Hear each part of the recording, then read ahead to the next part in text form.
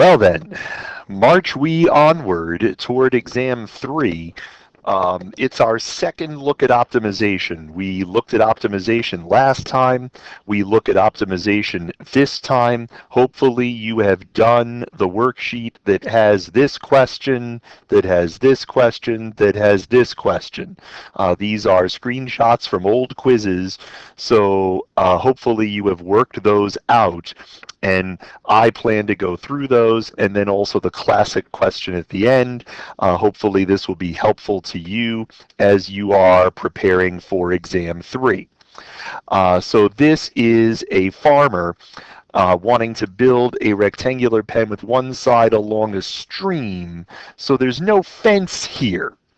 So the pen looks like this, and he's got 60 feet of fencing. So what does that mean? Well, that means that this is some length that we don't know, but then how long is this? Well, we know that these three sides have to add up to 60. So maybe this is y, and we don't know what y is, but we know that x plus y is 60, and that lets us solve for y. Y is 60 minus 2x. This is 60 minus 2x. So we're supposed to find the area of the largest rectangular pen. Well, what's area? Area is length times width. That's this. So you can imagine graphing this function. It's an upside down parabola. It tops out somewhere. Where it tops out, what's true? Flat tan. And so we take the derivative, and then we figure out where that derivative is 0. And that happens to be when x is 15 feet. It turns out that this is a place where there is a relative maximum. We know that because a prime at 15 changes from positive to negative, and so a has a max when x is 15. And so what's the area? The area of the largest rectangular pen. So that would be, this is 15, this would be 30, 15 times 30 is 450 square feet. And that would be the answer to the question, what's the area of the largest rectangular pen you can build in this way? It's a nice change of pace from the standard, it's a rectangle, or it's a rectangle with a fence down the middle, or what have you. Question 3, well, the second question, it was a question 3 on a quiz, says that you have some continuous twice differentiable function. There's one inflection point at the origin, and also this is true. Well, what does that mean? That means that there are flat tans at -2 and 2. And we know that g double prime of -2 is positive. And we know that when g double prime is positive, we know that g is concave up at x equals -2. So what does that mean? There's an inflection point at the origin. Here's -2, here's 2. This is the place where concavity changes, and so if g is concave up here, g is concave up all through here. So g is concave up. And then if concavity changes here, then g is concave down afterward. Got to be a flat tan here, got to be a flat tan here. The picture has to look something like this. Does g have a maximum at x equals 2? You betcha. Does g double prime of 2 have to be positive? No way. In fact, g double prime of 2 is negative. And then does g of 2 have to be positive? Yes. Yes. Because we know that that we're concave up leading up to the origin, which means that g is increasing between -2 and 0, and g is still increasing until this other flat tan. So yes, g of, oh wow, so sorry folks at home. Oh wow, hit the button, Rooter. G of 2 has to be positive.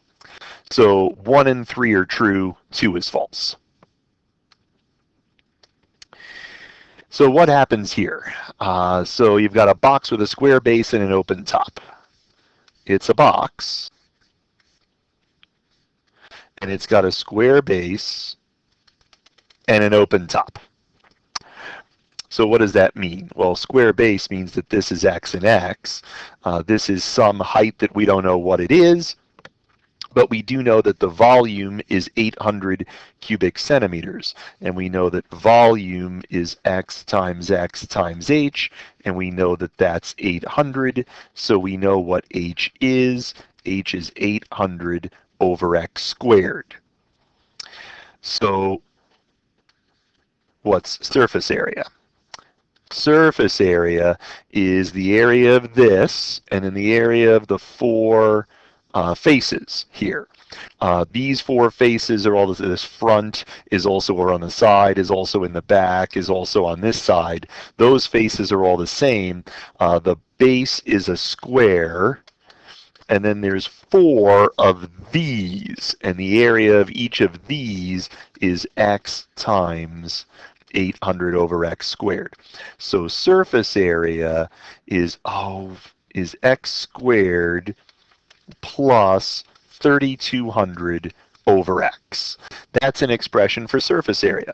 And you can graph this, and you imagine there's some place where it bottoms out, and where it bottoms out, what happens? There's a flat tan. So we take the derivative, and we set that equal to 0. And we solve. So the dimensions of the box, we solve this with our calculator. X turns out to be about 11.696.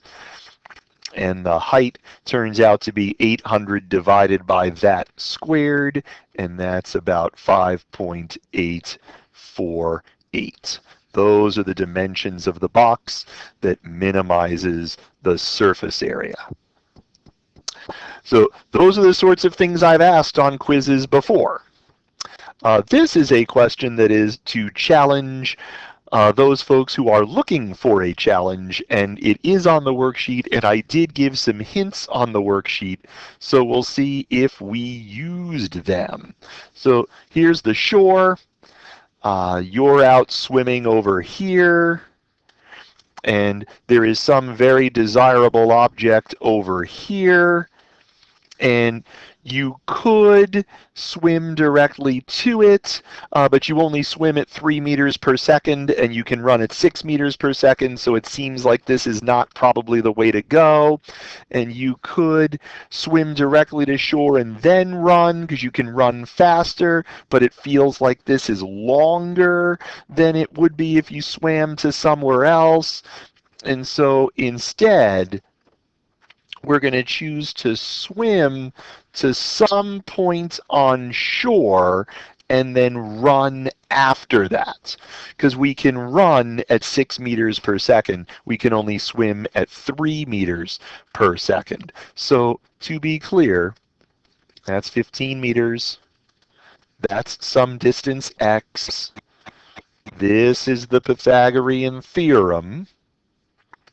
This is the distance between x and 30. What are we trying to minimize? We're trying to minimize time. So what's time? Time is the distance covered divided by the rate it takes over that distance. So the distance that we cover divided by how fast we can cover it, the distance that we run divided by how fast we run.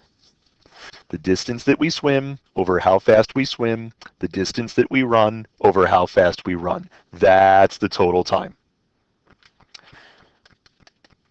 So we take a derivative, set it equal to 0, and solve. This 1/3 is just going to come out here. How do we take the derivative of something to the 1/2? That's 1/2 times the thing to the -1/2. Chain rule.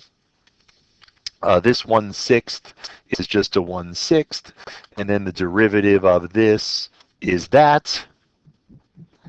And what do? We set that equal to 0. So we stick this in y1, and we look for a root, and we get, that's your x value. Which sort of makes sense. It feels like you'd go about 1/3 of the way and then run after that. So that sort of makes sense. This kind of question, way too tricky for a short answer question. It makes a decent talk about it, makes a decent free response, but not a short answer. So if you run into trouble, by all means send an email or jump in during a virtual office hour.